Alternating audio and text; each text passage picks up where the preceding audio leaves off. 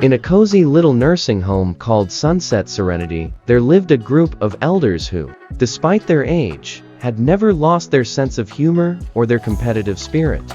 Among them were three friends, Mildred, Gerald, and Betty. Every morning, they'd gather in the common room, sit in their favorite armchairs, and believe it or not argue about who was the greatest among them. Now, Mildred had the sharpest mind.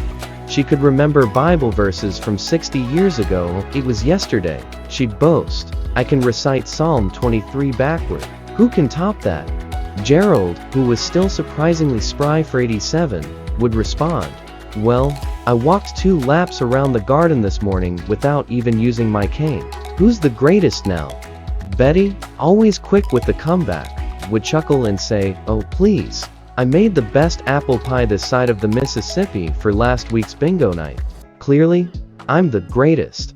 This little argument would go on daily, until one day a new resident joined Sunset Serenity. His name was Brother Gerald, a retired priest, who had lived a life of service and peace. He overheard their playful bickering and decided to share a story that would change their perspective forever. One afternoon, as Mildred was preparing to announce her latest victory, she had just won 2 rounds of chess. Brother Gerald quietly wheeled himself into the common room and said, let me tell you about the real greatest. The trio looked at him curiously, waiting for him to reveal his secret. Was Gerald the ultimate bingo champion, or perhaps the most devout prayer warrior? Brother Gerald leaned in and began. One day, Jesus' disciples were walking to Capernaum, and just like you three, they were arguing about who was the greatest. They wanted to know who would sit at the highest seat in heaven. You can imagine them. James probably thought he was the greatest fisherman. Peter thought he had the best stories, and John was convinced his beard was the nicest. Gerald chuckled, and so did the trio.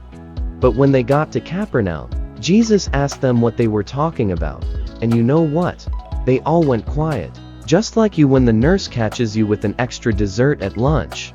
Everyone burst into laughter, knowing full well how sneaky they'd all been during dessert time. Gerald continued, Jesus didn't say the greatest was the strongest or the smartest or the best at fishing. No, he said, if anyone wants to be first, they must be last of all and servant of all. And then this is my favorite part. Jesus brought over a little child and said that welcoming a child in his name was like welcoming him. Imagine that. The greatest wasn't the strongest or the fastest, but the one who serves others with love. Betty leaned forward. Are you saying that the greatest is the one who serves? Gerald smiled.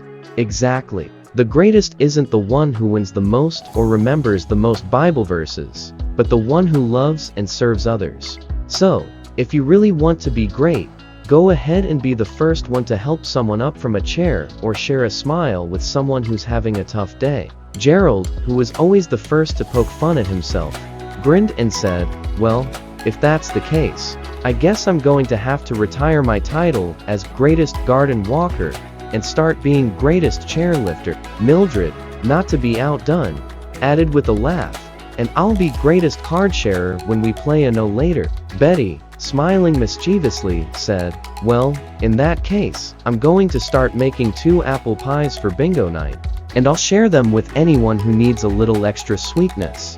The 3 of them laughed, but they understood the message. From that day forward, instead of arguing about who was the greatest, they found ways to serve one another and their fellow residents.